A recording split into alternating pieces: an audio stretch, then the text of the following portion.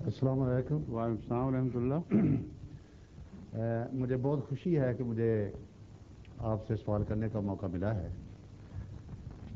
تو میرا یہ سوال ہے کہ میرے خیال میں تمام دنیا کے مسلمانوں کا یہ فرض ہے اور مقصد ہونا چاہیے کہ آپس میں اتحاد اور اتفاق پیدا کریں، لیکن میں سمجھتا ہوں کہ بہت افسوس ہے کہ صدیاں گزر گئی ہیں لیکن اتفاق اور اتحاد پیدا نہیں ہو سکا، جس کی وجہ سے نہ ہم مسلمان دنیا میں زیادہ ترقی کر سکے ہیں اور نہ ہم اپنے آپ کو مضبوط بنا سکے ہیں۔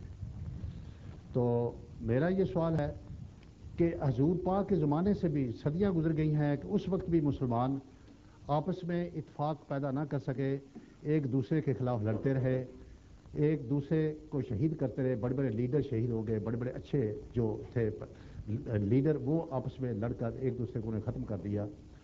تو میرا سوال یہ ہے کہ کیا اس بے اتفاقی کی کون سی وجوہات ہیں، اور کیا آئندہ آپس میں اتفاق ہونے کا یا مسلمانوں کی ترقی کرنے کا کوئی امکان ہے؟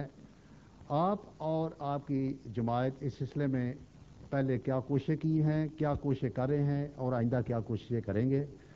اور میں جواب دیتا ہوں، تشریف رکھیے یہاں۔ شکریہ۔ ماشاء اللہ بڑی اچھی بات سوجی آپ کو اور بڑی حکمت سے آپ نے سوال کیا ہے، بڑا معقول ہے، اس میں کوئی کسی قسم کا نہ تعصب ہے نہ کوئی اعتراض کی خاطر، بلکہ گہرا فلسفہ ہے جسے سمجھنے کی کوشش آپ فرما رہے ہیں۔ اختلاف کی وجہ دو طرح سے ہوا کرتی ہے۔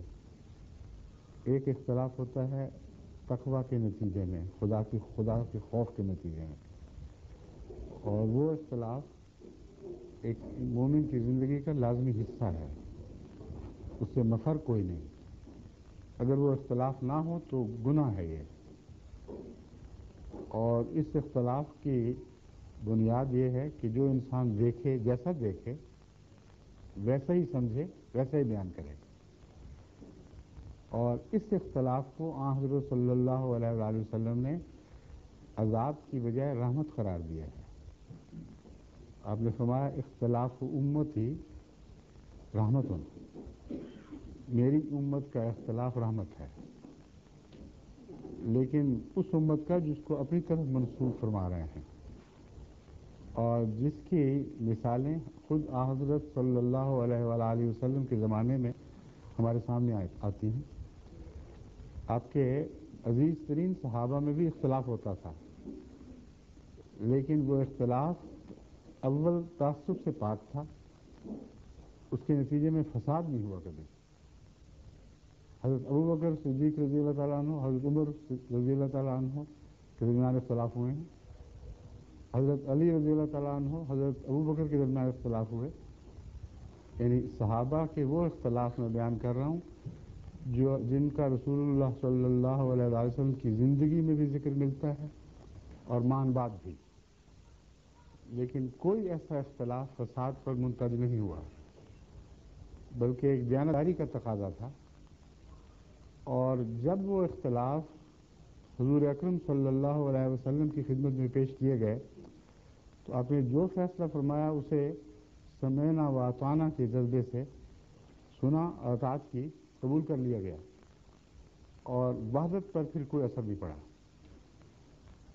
دوسرا اختلاف ہے جب دل پھٹ رہے ہوں اور تقویٰ کی کمی کی وجہ سے اختلاف ہو، اس اختلاف کے نمونے بھی خود حضور اکرم صلی اللہ علیہ وسلم کی زندگی میں ملتے ہیں اور قرآن ان کا ذکر کرتا ہے۔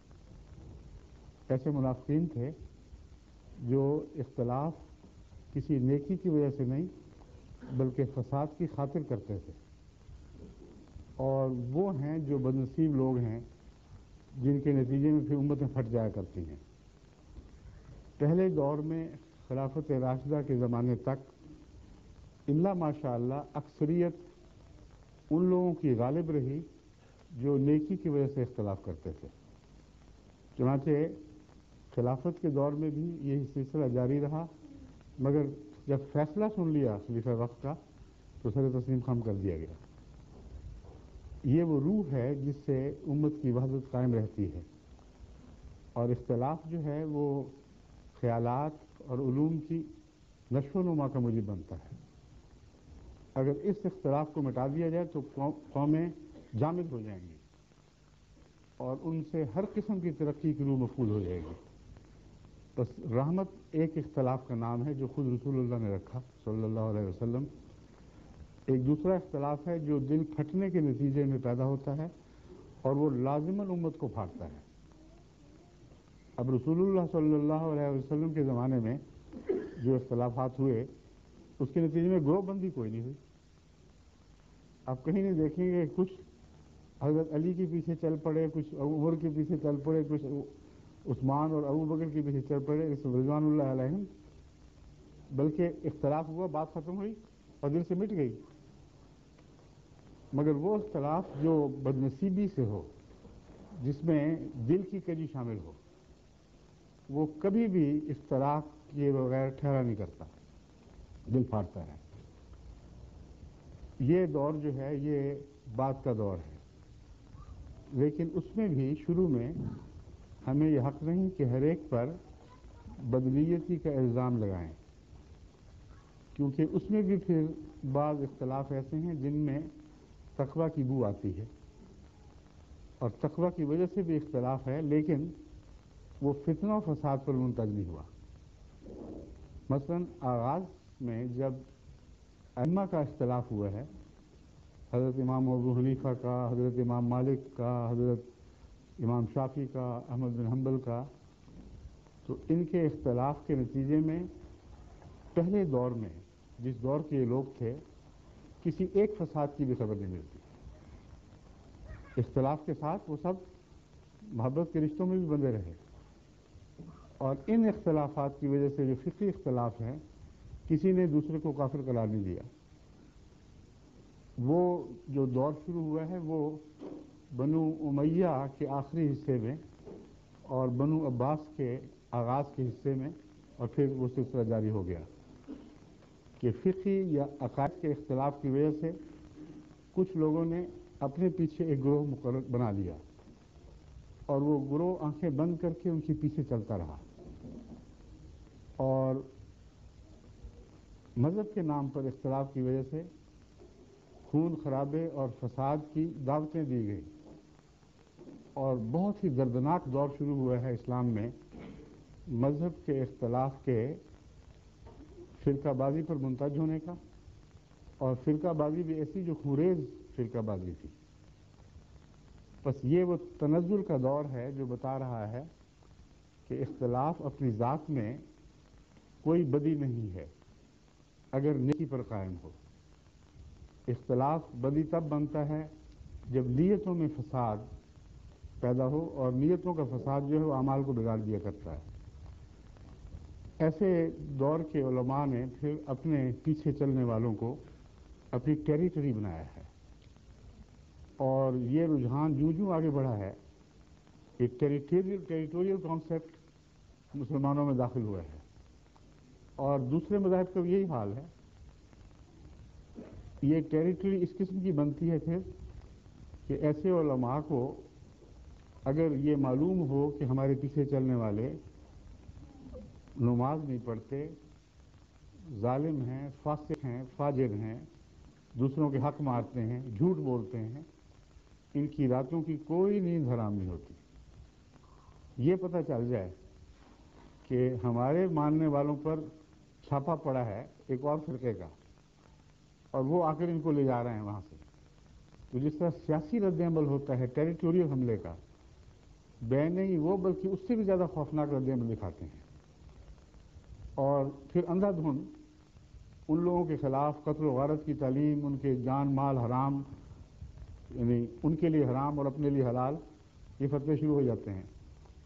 بس اگر اختلاف کی وجہ تقویٰ کی خرابی ہے تو اس کا ایک ہی علاج ہے کہ تقویٰ کو دوبارہ قائم کیا جائے، اور تقویٰ اللہ کی طرف سے آنے والے کے بغیر قائم ہونا ممکن نہیں ہے۔ جب آسمان سے کوئی ایسا شخص آتا ہے، یعنی جسمانی طور پر نہیں، بلکہ اللہ کے حکم سے کھڑا ہوتا ہے، تو وہ انہی لوگوں میں سے اکٹھے کرتا ہے ان لوگوں کو جو نیکی کے نام پر دوسروں کا خون لینے کی بجائے نیکی کے نام پر اپنا خون دیتے ہیں، دوسروں کے مال لوٹنے کی بجائے اپنے مال لٹاتے ہیں۔